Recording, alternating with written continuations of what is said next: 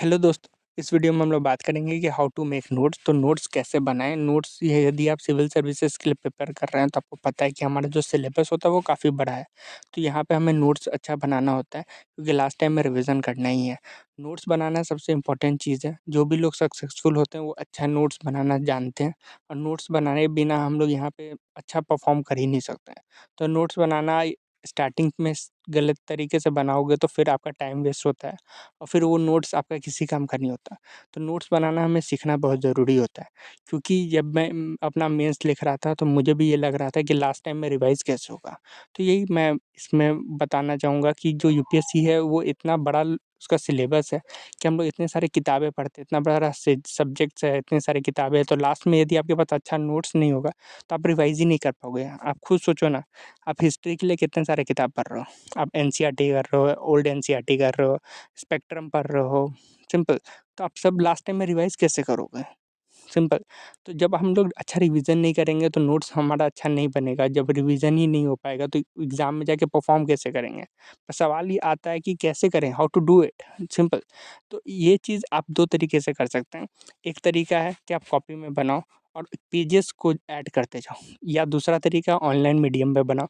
तो बहुत सारे लोग आजकल ऑनलाइन बनाने लगे हैं और वन नोट एक अच्छा माध्यम है। तो यदि आपके पास कंप्यूटर, लैपटॉप, आईपैड कोई भी चीज़ है तो इस पे आप बहुत अच्छा नोट्स बना सकते हो। तो एकदम बेहतरीन काम ये होता है ना कि जब हम लोग पढ़ते हैं तो मान लीजिए आप स्टार्टिंग के तीसरा महीना में हो, आपने प्रिपरेशन शुरू किया, तो आपने कुछ पढ़ा। अब क्या हुआ कि 6 महीने बाद जब आप लिखने आते हो तो आपको पता चलता है कि इससे भी अच्छा कुछ हो सकता है, वहाँ ऐड करना है। तो वहाँ ऐड नहीं हो पाता। तो ऑनलाइन मीडियम में एक अच्छा चीज़ होता है कि आप इसमें ऐड कर सकते हो, तो आप और अच्छे-अच्छे नोट्स बना सकते हो, क्वालिटी नोट्स। इसमें फ़ोटोज़ लगा सकते हो, वीडियोज़ लगा सकते हो।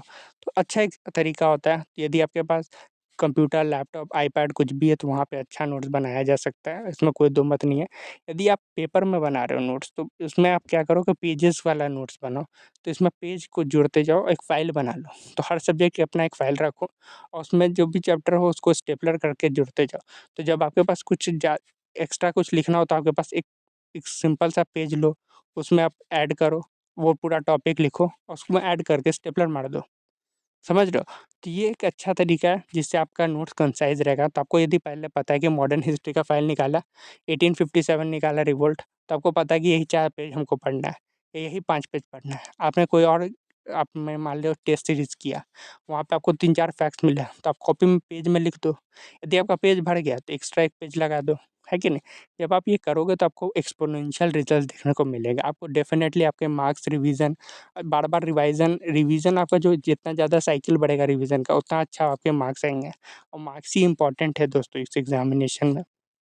और जब तक आप रिवाइज़ अच्छा नहीं करोगे, आपको उतना अच्छा मार्क्स देखने को नहीं मिलेगा। आप जब भी मॉक टेस्ट दोगे तो आप देखोगे कि आपको बेहतरीन रिज़ल्ट देखने को मिलेंगे क्योंकि हम लोग रिवाइज़ ज़्यादा कर रहे हैं। तो सबसे पहले आपके पास बहुत सारा किताब होगा, आप बहुत सारे किताब से अपना नोट्स बनाओगे और लास्ट में जब इवेंट 3 होगा, तो इवेंट 3 में आपके पास एकदम कंसाइज़ नोट्स होंगे कि यही कॉपी में मेरे सारे नोट्स हैं।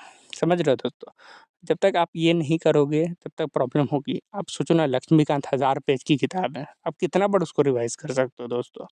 सिंपल ही। पर यदि आपने 1000 पेज के किताब के 50 पेज के नोट्स बना लिए, तो आप देखोगे कि आपको डेफ़िनेटली बहुत अच्छा फ़ायदा मिलेगा।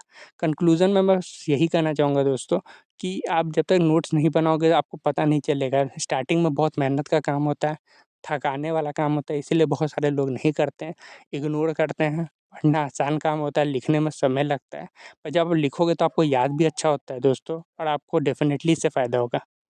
अपना बहुमूल्य समय देने के लिए धन्यवाद दोस्तों। Thank you.